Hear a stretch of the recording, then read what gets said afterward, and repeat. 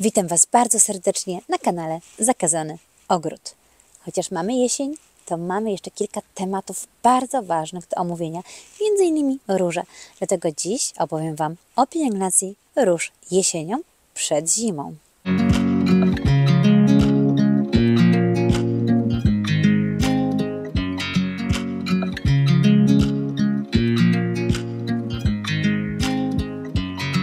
I watch you as you drive. Do you know I'm looking? And I can't help but smile. Do you know how much I love you? You put my favorite song on. I put my feet up. And we just sing along.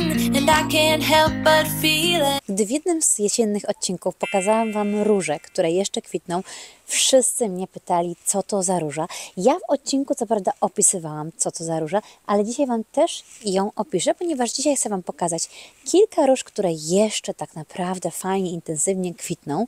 Chcę Wam pokazać, czy te róże przycinam, jeżeli przycinam, to jak.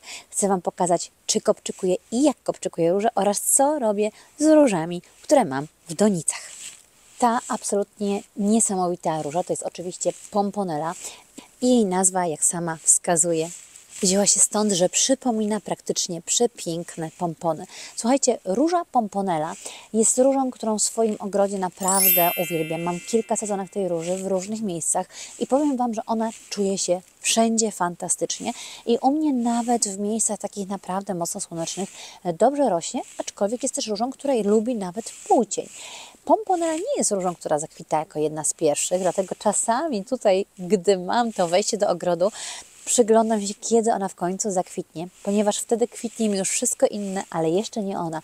Ona jest jedną z róż, która zakwita u mnie jako ostatnia, ale jak już kwitnie, to kwitnie naprawdę aż do mocnych przymrozków i nawet bardzo często jest zraszona takim, wiecie, mrozem.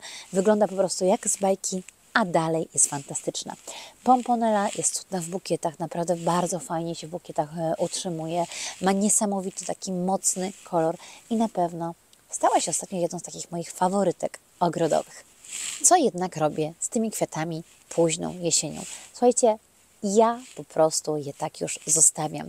Staram się swoje róże zwykle ogławiać do końca września, ale pokażę Wam właśnie róże, których już nie ogławiałam i jak one wyglądają, ponieważ pomponella o dziwo wygląda dalej fajnie i zobaczcie, ona tak naprawdę te pączki, które po prostu już nie były ogławiane, zgubiły tylko i wyłącznie na wietrze płatki swoich róż i naprawdę jest super. Jeżeli chcecie być naprawdę bardzo dokładni w dbaniu o higienę róż, to w momencie, gdy one zaczynają tracić liście, tracić płatki, warto tutaj po prostu zacząć sprzątać pod tymi krzewami, bo niestety róże mają to do siebie, że one po prostu, jeżeli nie mają takiej odpowiedniej higieny zachowanej, to niestety potrafią nam później chorować na różne choroby grzybowe, czy właśnie na jakiegoś mączniaka, czy szarą pleść. Natomiast jeżeli nie macie jakiegoś większego problemu z różami, ja na przykład powiem Wam szczerze, że ja nie jestem taka w 100%, wiecie, idealna z tym dbaniem o róże. U mnie zdarza się, że ja po prostu nie zdążę pod wszystkimi krzewami wysprzątać, dlatego ja tak naprawdę te krzewy, przy których wiem, że one są bardziej podatne na jakieś choroby albo są bardzo ciasno posadzone z innymi roślinami lub z innymi różami, wtedy na pewno staram się nie pominąć sprzątania przy takich różach, ale zdarzało mi się pominąć sprzątanie przy takich naprawdę zdrowych egzemplarzach i na szczęście nic się nie działo. Wiadomo, że nie każdy ma na ogród nie wiadomo ile czasu, więc czasami trzeba sobie po prostu wybrać tak naprawdę takie odpowiednie dbanie o swoje rośliny. I u mnie jedną z tych rzeczy jest właśnie to, że przy tych zdrowszych różach, typu na przykład właśnie przy pomponelli, ja tak naprawdę nie robię nie wiadomo jakiego wielkiego porządkowania, chyba że faktycznie ona jest właśnie obłożona innymi roślinami, bądź na przykład rośnie przy ścianie domu, gdzie ma po prostu mniejszy przewiew i jest narażona na więcej chorób. W dbaniu o rośliny można powiedzieć, że są takie książkowe zalecenia, ale są też takie rzeczy, które sami przetestowaliśmy. I ja na przykład na kanale Zakazany Ogród staram się pokazywać taką autentyczność, ponieważ u mnie ogród jest duży i powiem Wam, że choćbym nie wiem jak się gimnastykowała, nie ma opcji, żebym o wszystko zadbała na 100%, ale oczywiście staram się zadbać bardziej. Jesienią to jest absolutnie normalne, że Wasze róże mogą mieć czarną plamistość i mogą łapać takie po prostu brzydsze, ciemne plamy na liściach.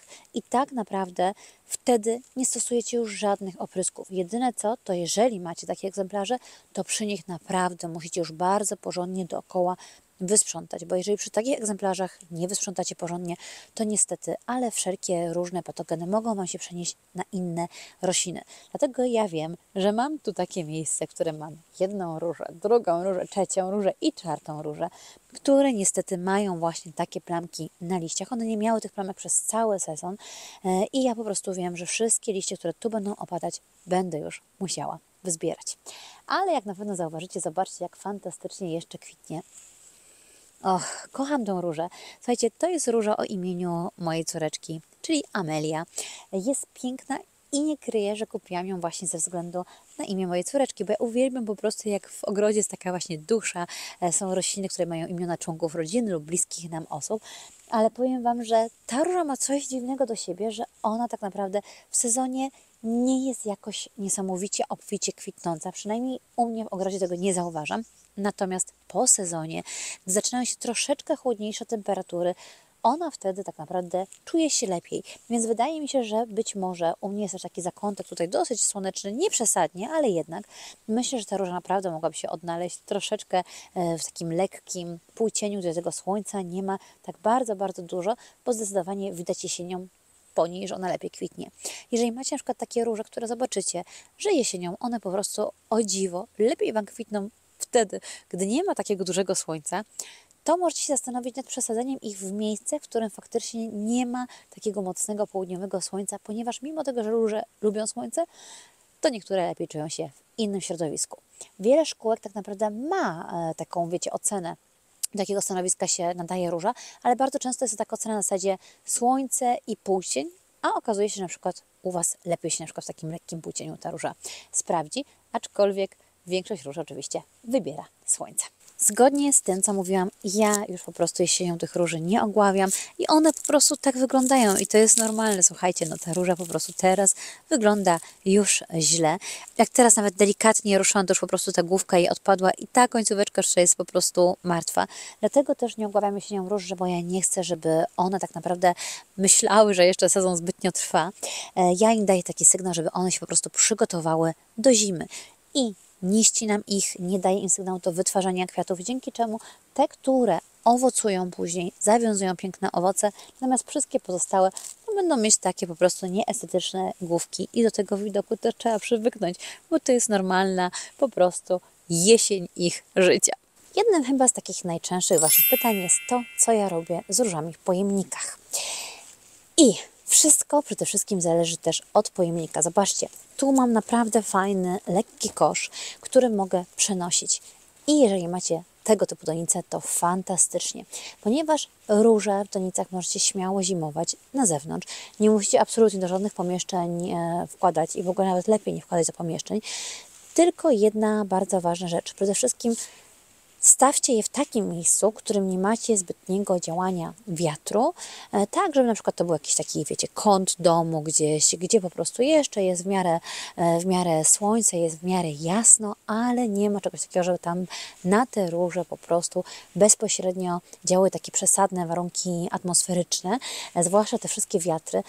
Ja swoje rośliny trzymam właśnie w takim miejscu, gdzie mam po prostu taki róg domu i wtedy wsuwam wszystkie te donice w to miejsce. Tam na te róże bezpośrednio pada śnieg i nic się absolutnie nie dzieje. Natomiast tutaj ta moja róża, słuchajcie, ona miała tutaj ziemię, miała też ściółkę z kompostu i mi się tutaj troszeczkę to odsunęło. Ja już widzę, że miejsce szczepienia jest troszeczkę odsłonięte, więc będę tą donicę na zimę po prostu uzupełniać troszeczkę większą warstwą właśnie ziemi, tym samym właśnie zabezpieczając to miejsce szczepienia. Więc też zobaczcie, bo czasami w donicach, jeżeli one mają jakieś otwory, to ta ziemia mimo wszystko się troszeczkę wypłukuje i bardzo często po prostu to miejsce szczepienia tutaj jest ono za bardzo odsłonięte i to jest też taki jeden z powodów, kiedy te róże w donicach przemarzają. Chodzi o to, żeby ono było po prostu tutaj przykryte. Natomiast drugi powód to jest taki, jeżeli mamy donice, które na przykład są właśnie bardzo długie, bardzo wysokie i one niestety, ale są w takim miejscu, w którym bardzo wieje. Ja miałam takie właśnie donice przy parkingu, przy naszym domu i w tych donicach jako jedynych po prostu moje róże, a miałam tam naprawdę fajną odmianę, ale one zbytnio nie przetrwały. Nawet to była odmiana róży Ewa i nawet jedna z tych róż w miarę przetrwała, udało mi się ją przesadzić, ale była naprawdę bardzo mocno osłabiona. To jest też jeszcze inna kwestia, że róże w donicach naprawdę musimy bardziej pielęgnować niż takie róże w gruncie. Róże w gruncie, one mogą fajniej zapuścić korzenie i one naprawdę tam tak naprawdę mają też dużo składników fajnych odżywczych z ziemi, w której rosną. Natomiast w takich donicach niestety nie mamy tak dużo takich składników odżywczych, więc musimy troszeczkę bardziej w sezonie o te róże zadbać. Jeżeli one w sezonie były zadbane, to uwierzcie mi, zimę też świetnie przeżyją i nie ma z tym większego problemu. Dlatego tego typu właśnie będę przenosić bliżej domu, żeby miały fajnie i żeby im tam zbytnio nie wiało. Róże na pniu. Słuchajcie, dostaję bardzo wiele pytań o to, jak zabezpieczać róże na pniu. Powiem Wam, że jest kilka metod i powiem Wam, którą ja też stosuję. A te róże mamy tu już, nie wiem, 4., 5. sezon, więc one naprawdę dobrze, bardzo dobrze sobie radzą. Na pniu one są po prostu szczepione, więc to miejsce szczepienia tak naprawdę jest taką najwrażliwszą ich częścią. I gdybyśmy chcieli zabezpieczyć odpowiednio róże na pniu, to tak naprawdę powinniśmy taką różę odczepić od tych wszystkich drążków, które ją podtrzymują, przygiąć ją do ziemi, jeżeli ma oczywiście elastyczne pędy, przyczepić czymś do ziemi i tak naprawdę zakopczykować tą jej górę, w której ona jest szczepiona. Powiem Wam, że ja tego nigdy nie robiłam i nie robiłam też stosowania agrowłókniny, bo agrowłóknina tutaj zbytnio nic nie da i tak naprawdę w ogóle żadnych swoich róż nigdy nie okręcam agrowłókniny. Dlatego jeżeli chcecie mieć róże szczepione na pniu, to bardzo ważne jest, żebyście sprawdzili tą odmianę, która jest szczepiona, czy to jest odmiana odporna na przymrozki. Bardzo ciężko takie róże zabezpieczyć. Jeżeli kupicie odmiany, które nie są odporne na przymrozki, to one Wam absolutnie nie wytrwają. Ta róża, którą tutaj mam, to jest Excelsa i te Excelsy, zobaczcie, one jeszcze mi tutaj kwitną. Powiem Wam, że naprawdę to, jak ona się w tym roku zdrowo zachowuje, to jest po prostu bajka. Ja też właśnie po kwitnieniu ją przycinam i naprawdę przycinam ją bardzo mocno, żeby ją mocniej przerzedzić, właśnie po to, żeby też te choroby się nie wytwarzały. I zobaczcie, w tym roku ona jesienią naprawdę ma bardzo małe po prostu oznaki jakichkolwiek czarnej plamistości, więc jestem z niej naprawdę zadowolona. Ale mam też bonikę na pniu i ta bonika na pniu też świetnie zachowuje zimy, ale ja jej też nie kopczykuję. Po prostu naprawdę dla mnie jest troszkę przerażające też to, bo u nas ogród jest taki, wiecie, bardzo swobodny, więc u nas zimą też po tym ogrodzie biegają psy, chodzą dzieci. Ja po prostu boję się, że jednak ktoś mógłby niechcący, wchodząc na rabatę przykrytą po prostu śniegiem, gdzie jest ta róża przygięta, mógłby ją niestety po prostu zdeptać. Dlatego ja swoich tych róży nie zabezpieczam i stosuję taką zasadę, żeby znaleźć takie odmiany, które naprawdę bez problemu taką zimę przetrwają. Inna kwestia jest też u mnie taka, że murek, który jest też przy tych różach, on powoduje, że ta róża nie jest bezpośrednio wystawiona na takie działanie po prostu wiatru. I powiem Wam, że jeżeli chodzi o zimę i o róże na pniu, to taki zimny wiatr i mocne właśnie wiatry są dla nich gorsze. Po pierwsze tego, że bardzo często wyłamują nam tą różę, po drugie bardzo często też niestety uszkadzają ten system korzeni, który jest po prostu wyrywany jakby z tą różą, rozchwiewany i niestety ta róża po prostu dlatego też często nie jest w stanie przetrwać zimy. Dla tych, którzy jeszcze nie oglądają mojego kanału, od razu mówię, ja tam wcale nie mam posadzonych hortensji w trawie, bo bardzo dużo osób później myśli, że tak jest. One tutaj będą wykładane kartonami, to jest rabata, która jeszcze nie jest gotowa, ale koniecznie oglądnijcie odcinek o rabatach na kartonach, to na pewno zrozumiecie, o co chodzi. Natomiast tu jest róża, którą w tym sezonie pokazuję non-stop. Jest to róża Aspirin Rose. Jest to róża, która teraz na jesień wygląda bardziej na różową różę, ale jest to róża śmietankowa, cudowna. Jest ona fantastyczna. Nie ma praktycznie żadnych oznak czarnej plamistości, żadnych oznak chorobowych, niesamowicie zdrowa odmiana i ważne jest też, żeby takich odmian szukać. Natomiast ta róża została z gołym korzeniem posadzona tutaj w zeszłym roku. To jest niesamowite, jak ona się fantastycznie rozrosła i akurat ta rabata jest ściółkowana korą. Powiem Wam, że te rabaty, które mam ściółkowane korą, ona ma tu kompost, ale ma też korę. To jest niesamowite ułatwienie, jeżeli chodzi o kopczykowanie. Bierzecie tak naprawdę wtedy grabie, podchodzicie z tymi grabiami i zsuwacie tą korę właśnie pod tą różę. Te róże, które mam po prostu starsze, tak naprawdę nasyp robię na nich około, mi się wydaje, że to jest 30 cm. To jest po prostu taka wysokość. To nie jest tak, żeby taką różę całą przykryć. Natomiast róże, które wsadzam z gołym korzeniem, całkowicie przykrywam. I widzę to też po sezonach, przy których na przykład trochę niedokładnie to zrobiłam, to te róże, które na przykład trochę niedokładnie gdzieś przykryłam z gołym korzeniem, jeszcze późno je sadząc, niestety na przykład zimy nie przetrwały. Wszystkie, które były dobrze zakopczykowane, wszystkie, które były posadzone gdzieś dookoło końca października, początku listopada, fantastycznie zniosły zimę. Wszystkie róże pnące, o które się obawiam, że mogłyby przemarznąć, bo na przykład mają bardzo niską mrozoodporność, również kopczykuję. To jest róża kanadyjska. Ja celowo kupiłam taką różę, mieć jak najmniej pracy przy różach. I to jest róża naprawdę ekstremalnie mrozoodporna, dlatego ja w ogóle nie muszę tej róży kopczykować. I jestem ją absolutnie tak zachwycona, że na pewno Wam ją polecam. To jest róża John Davis, ale jak widzicie, ona już nie kwitnie, natomiast ma bardzo giętkie pędy. Dlatego mogłam już te pędy tutaj pozakręcać. I zobaczcie, tu jest pęd wiodący, który idzie sobie już poziomo. Z niego przepięknie wyszły pędy kolejne i tak naprawdę te pędy zostawiłam na zimę. Ja ich na zimę nie przycinam. Ja dopiero wiosną będę je tutaj przycinać i skracać i one już tak naprawdę fajnie jest przystosowane do tego, żebym wiosną troszeczkę sobie ułatwiła to cięcie. I tak samo tutaj zakręciłam te pędy, dzięki czemu po pierwsze te pędy nie będą mi jakoś bardzo na wietrze po prostu latać i powodować, że ta róża się osłabi, a jednocześnie będę mieć mniej pracy tak naprawdę wiosną. Oczywiście tutaj kolejna niesamowicie zdrowa pomponella, mam kolejne róże w pąkach. Ja myślę, że jeszcze naprawdę w październiku te róże będą super kwitnąć. Ale co robimy z takimi pędami? Słuchajcie, to jest moja cudowna róża Eden Rose. To jest też jedna z piękniejszych róży i ona u wielu osób naprawdę jeszcze fajnie kwitnie, ale u mnie to jest nowa sezonka. Ja ją celowo tutaj posadziłam, żeby fajnie opleść nią obelisk i to jest pęd wiodący.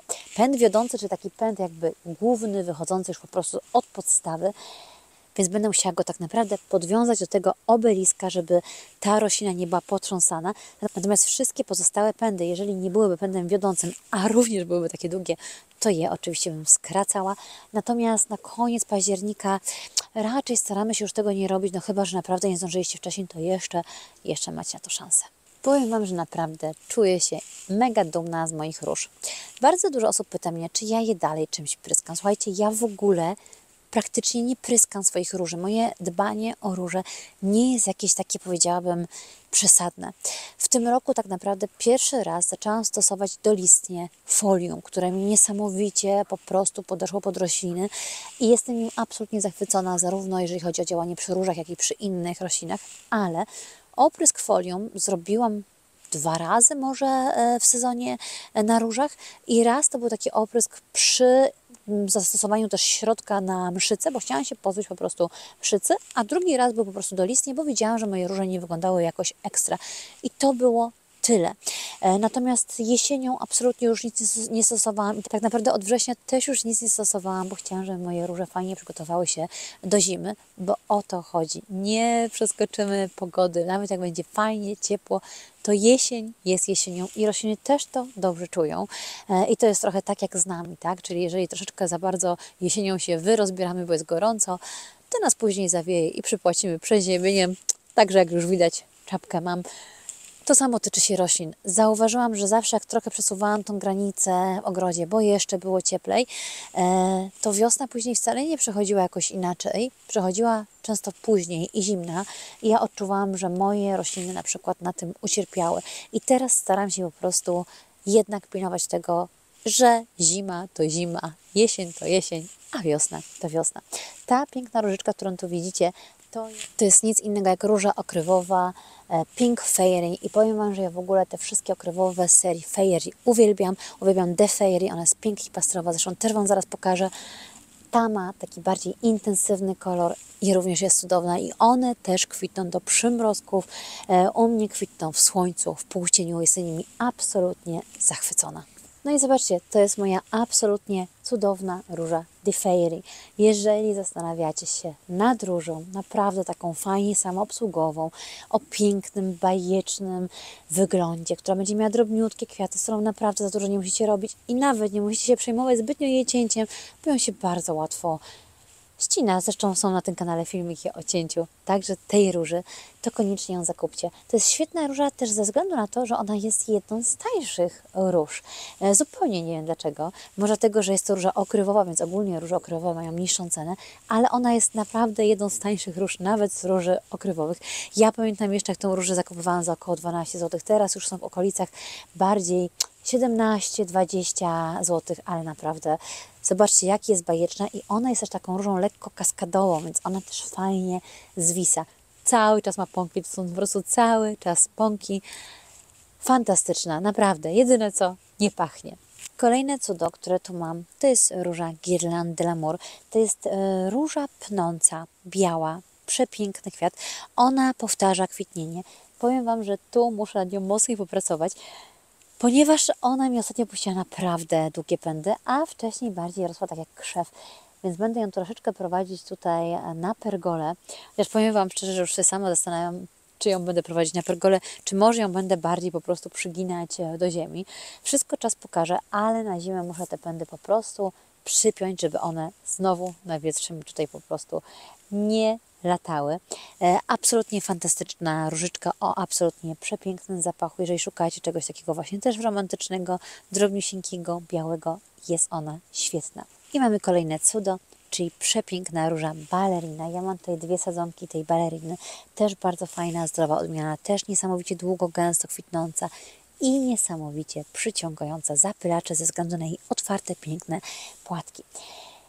Pytaliście się mnie jeszcze o nawożenie róż. Słuchajcie, ja róże, tak jak i wszystkie moje rośliny w ogrodzie, nawożę nawozem jesiennym i zaprzestaję takie nawożenie zwykle w październiku. Natomiast można to przeciągnąć, jeżeli macie faktycznie cieplejsze temperatury, bo nawóz potrzebuje tak naprawdę takiego momentu, żeby roślina mogła go też wchłonąć i żeby on się też uwolnił. Jak są zimniejsze temperatury, to takie długo działające nawozy, one już i tak się nie uwolnią, więc mija się troszeczkę z celem tak naprawdę już nawożenie tego typu roślin późną jesienią i wczesną zimą. To jest tak naprawdę wtedy, powiem Wam szczerze, wyrzucanie pieniędzy w błoto. Natomiast świetnie sprawdzi się jesienią zaściółkowanie takich roślin kompostem, ponieważ kompost też będzie tutaj mimo wszystko fajnie odżywiać, ale kompost też stworzy jesienią taką fajną pierzynkę, która w ogóle zatrzyma troszeczkę dłużej to ciepło w ziemi. Więc nim przyjdą jeszcze jakiekolwiek przymrozki, można tutaj fajnie naprawdę kompostem podziałać i absolutnie nie przejmujcie się tym, jeżeli nie zdążyliście nawieść swoich roślin na jesień. Ja zauważyłam, że większość moich roślin, które po prostu nawożę na jesień, one szybciej przechodzą ten stan spoczynku i po prostu w kolejnych latach są po prostu mocniejsze, silniejsze i fajniejsze. Natomiast u mnie jest kilka takich rzeczy, które przy różach stosuję, między innymi właśnie też ten kompost. I powiem Wam, że na pewno kompost ma tu mimo wszystko największe znaczenie. Więc jeżeli na przykład zastanawiacie się, co wybrać, zdecydowanie bym Wam poleciła, żeby zaściółkować róże kompostem. Jeżeli macie róże, które są odporne na zimne temperatury, jeżeli macie róże, które już macie kilka lat, absolutnie nie musicie przejmować jakimś większym kopczykowaniem tych róży, ale fajnie na przykład przy tej bryle korzeniowej mimo wszystko zrobić taką właśnie małą po prostu ściółkę dodatkową kompostu, natomiast nie trzeba ich tak naprawdę tak bardzo wysoko okrywać i robić właśnie takich ogromnych kopczyków. Kochani, ponieważ nie chcę, żeby ten odcinek trwał w nieskończoność, to pokażę Wam teraz tylko jedną różę serii Rococo, ale wszystkie róże, które mam z serii Rococo na ogrodzie, czyli zarówno Playful Rococo, jak i Candy Rococo, jak i Lovely Rococo, jak i również ta Hot Rococo. Wszystkie te róże nadal pięknie kwitną i powiem Wam, że ta absolutnie jest najbardziej niezdrową, że tak powiem, odmianą Hot Rococo, ale wydaje mi się, że to nie jest wina samej odmiany, tylko wina tego, jak ona jest u nas posadzona. Tu jest jedna z takich nieszczęsnych rabat, które jeszcze nie uporządkowaliśmy, ponieważ mamy na niej kamień i agrowłókninę. Natomiast ze względu na to, że to już jest taka stara rabata i wiele roślin tutaj sobie dobrze radzi, radzą sobie tutaj świetnie trawy, radzi sobie tutaj katalpa, to róża, którą tutaj kilka lat temu posadziłam, musi to po prostu przetrwać. Ja tutaj mam tak naprawdę wokół niej i tak tą włókninę ściągniętą, ale jest tu kawał po prostu kamienia. A takie rabaty, które lata temu założyliście z włókniną i z kamieniem, to są najtrudniejsze do przerobienia, bo często ten kamień już jest zmieszany z ziemią, wrośnięty i naprawdę jest bardzo ciężko, więc wydaje mi się, że wszelkie oznaki, jakiekolwiek tej plamistości, której tak jest mikro, to są przez jej stanowisko. Natomiast zobaczcie, jest absolutnie cudowna. Zdecydowanie muszę Wam jeszcze pokazać oczywiście jedną z takich róż, którą bardzo często polecam jako jedną z piękniejszych, fajniejszych róż. To jest Garden of Roses. I tu absolutnie nie dzieje się nic chorobowo, a zobaczcie, jak ona jest mocno zarośnięta. Tu jest szałwia, tu jest hortensja, tu mam ciemierniki i tu bardzo mocno ekspansywnie zaczął nam już się rozrastać bluszcz. Także naprawdę jest wow. Jak zobaczycie te pąki, takie, które tutaj już są bardzo mocno zmoczone przez deszcz, nie wyglądają już estetycznie. Ona się niestety tak super nie czyści, ale jest absolutnie fantastyczna, piękna, ma dalej przecudowny kolor, no i ta jej zdrowotność jest fajna. To jest kolejna taka róża, przy której naprawdę dużo się nie orobicie i to jest jedna z tych róży, których ja też zbytnio nie kopczykuję na zimę, bo ona super potrafi wytrwać. Powolutku żegnam się z Wami. Żegnam się z Wami różą Jacaranda Flower Circus, którą też już Wam pokazywałam. Jest to absolutnie szalona odmiana. Sprawdźcie sobie też serię Flower Circus, bo ona się też przejawia tym, że kwiaty naprawdę bardzo obficie kwitną. No i oczywiście za mną też Angela, która niesamowicie się skomponowała z werbeną patagońską. Słuchajcie, jeśli chodzi o pielęgnację róż, to już tak naprawdę tyle. Jestem bardzo ciekawa, czy stosujecie takich zasad, czy wszystkie róże kopczykujecie w swoim ogrodzie, czy okrywacie włókniną. Jestem też ciekawa, które Wasze odmiany do teraz wyglądają fantastycznie. Dziękuję Wam za ten odcinek.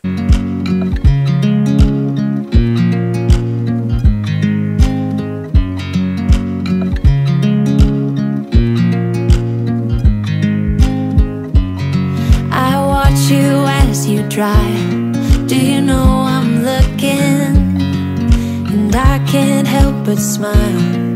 Do you know how much I love you? You put my favorite song on, I put my feet up, and we just sing along, and I can't help but feeling